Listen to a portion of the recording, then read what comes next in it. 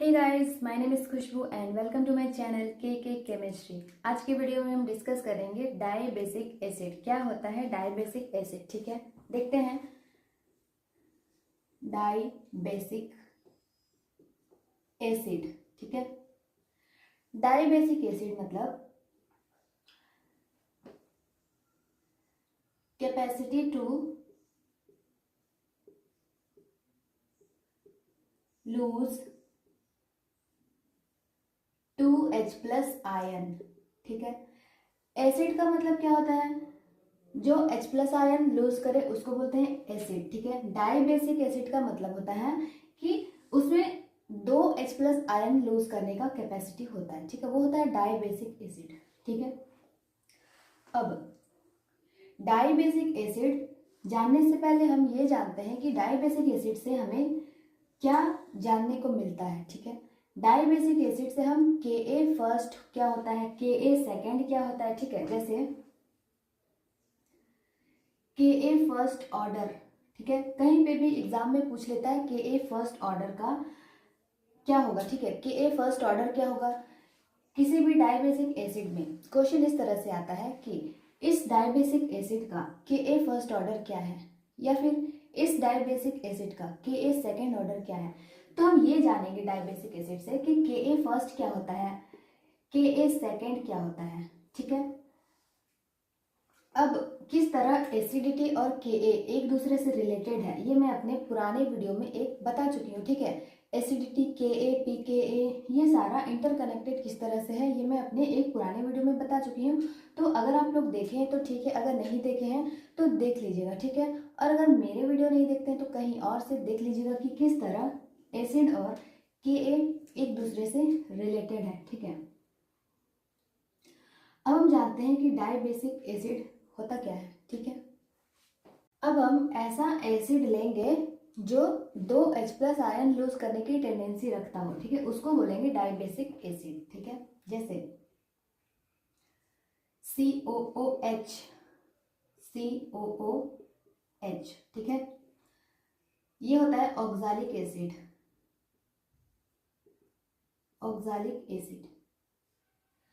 उसके बाद आता है COOH, CH2, COOH, ठीक है। यह है मेलोनिक एसिड, मेलोनिक एसिड। उसके बाद आता है COOH, CH2 whole twice, COOH। इसको हम लोग बोलते हैं सक्सेनिक एसिड, सक्सेनिक एसिड। उसके बाद आता है COOH, CH2 होल 3, COOH। इसको बोलते हैं ग्लूटारिक एसिड,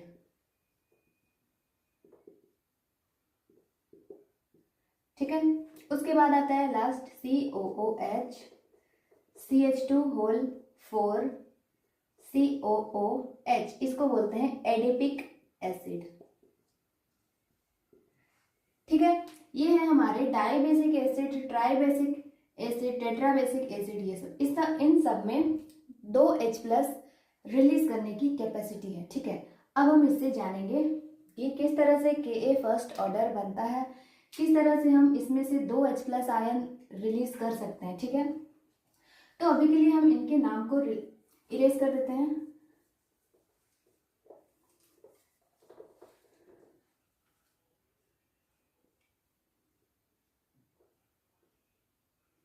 ठीक है, यहां से एक H+ रिलीज हुआ, ठीक है।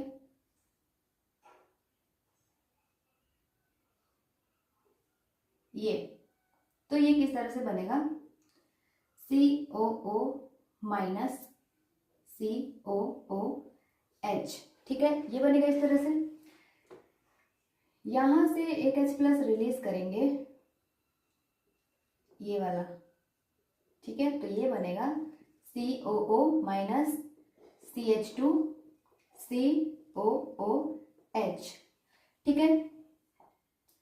यहां से H+ माइनस रिलीज करेंगे, ये वाला, तो ये बनेगा COO minus CH2 whole twice COOH, ठीक है, ये बनेगा। यहां से एक H प्लस रिलीज करेंगे ये वाला, तो ये बनेगा COO minus CH2 whole 3 COOH, ठीक है, ये बना। अब यहां से एक H प्लस हटा देंगे तो ये बनेगा COO minus CH2 whole 4 COOH, ठीक है। तो ये हम एक H रिलीज किए तो इसका कंपाउंड इस तरह से बन गया, ठीक है। अब हम ये ऑर्गेनिक का बात है, ठीक है, तो ऑर्गेनिक में तो बात लास्ट में स्टेबिलिटी की ही आती है, ठीक है। तो हम देखते हैं यहाँ से एक H प्लस रिलीज करने पर ये कंपाउंड कितना स्टेबल है, ठीक है, सबसे ज़्यादा स्टेबल इसमें से कौन है। तो यहाँ पर हम क्या देख पा रहे हैं कि हाइड्रोजन बॉन्डिंग यहाँ पे हो रही है, ठीक है, हाइड्रोजन बॉन्डिंग,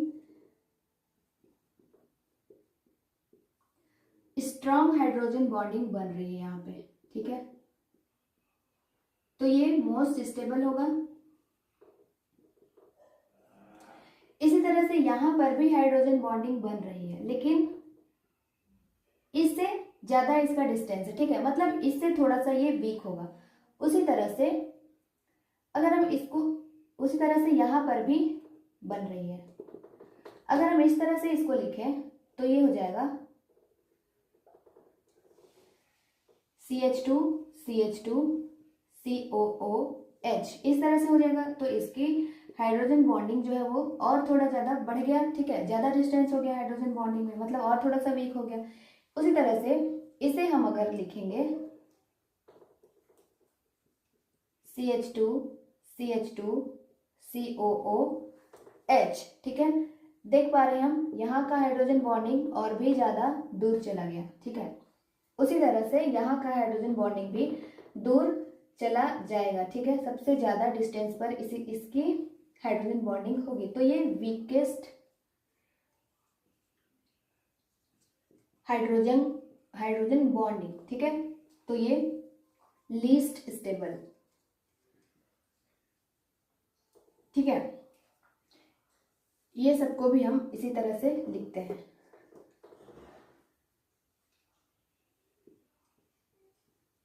ठीक है, ये हो गया।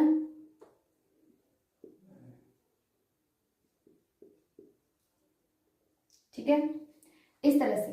तो यहां पर जब हम एक H प्लस निकाले तो ये हो गया इसका Ka फर्स्ट, ठीक है, मान लेते हैं हम इसे A 1 मान के चलते, ठीक है, 1 2 3 4 और ये 5 है, ठीक है। अब हम इससे सेकंड वाला हाइड्रोजन भी रिलीज कर दें तो ये क्या बनेगा,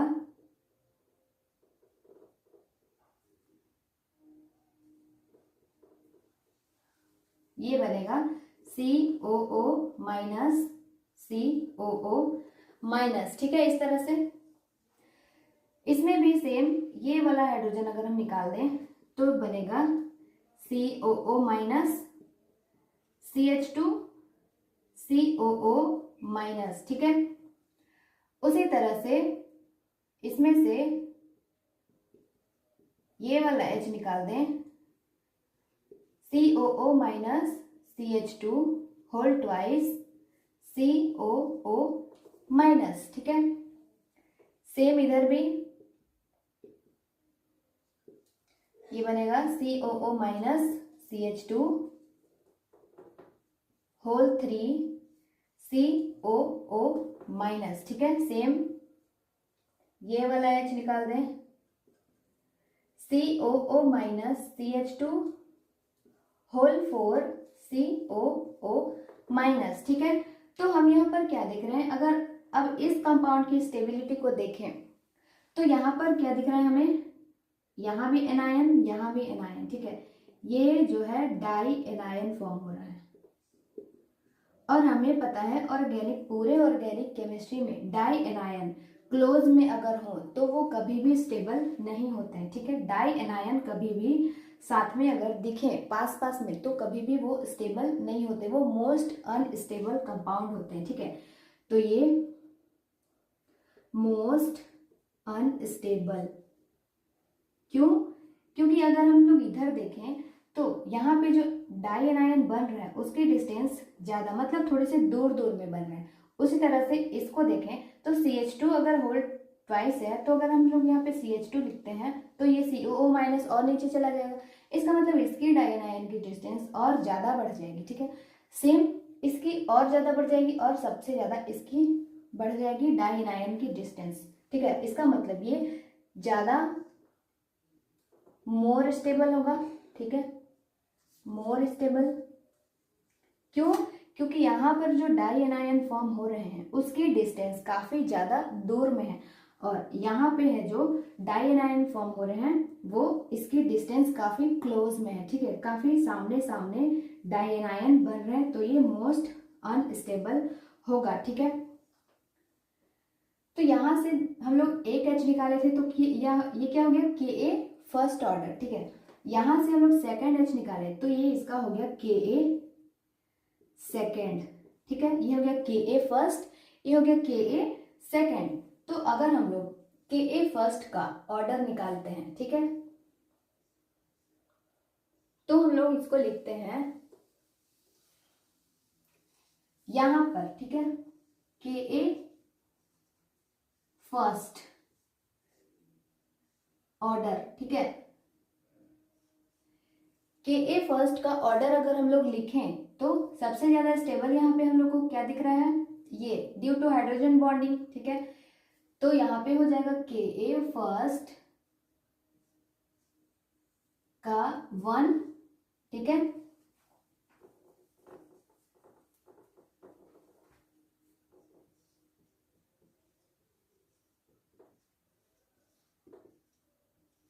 Ka फर्स्ट का 1 सबसे ज्यादा स्टेबल। उसके बाद Ka फर्स्ट सेकेंड। ठीक है, ये है। उसके बाद स्टेबल ये है। उसके बाद Ka फर्स्ट थर्ड। ठीक है, उसके बाद Ka फर्स्ट फोर्थ। ठीक है,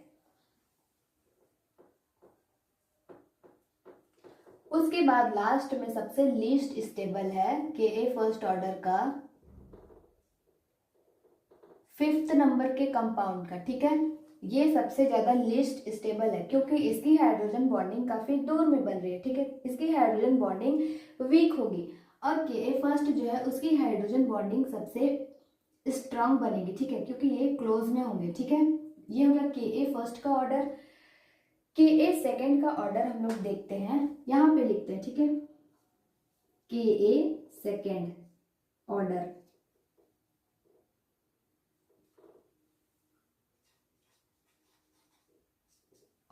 ठीक है, Ka सेकेंड में हम लोग क्या देख रहे हैं? ये जो डाई एनायन फॉर्म हो रहे हैं ये सबसे ज्यादा क्लोज में बन रहे हैं, मतलब ये मोस्ट अनस्टेबल होगा, मतलब ये लास्ट में आ जाएगा। ठीक है, तो हम लोग ये इस तरह से लिख सकते हैं Ka सेकेंड फिफ्थ। ठीक है, उसके बाद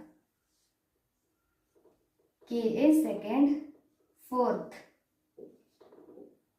Ka सेकेंड थर्ड। ठीक है, इसको थोड़ा हम लोग सामने सामने लिखते हैं।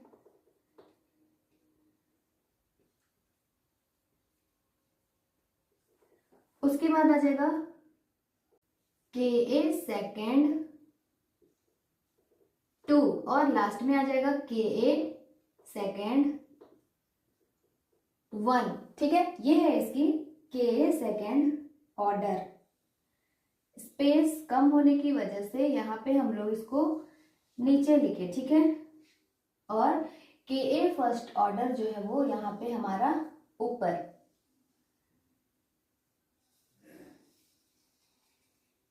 ठीक है, अगर इसी तरह से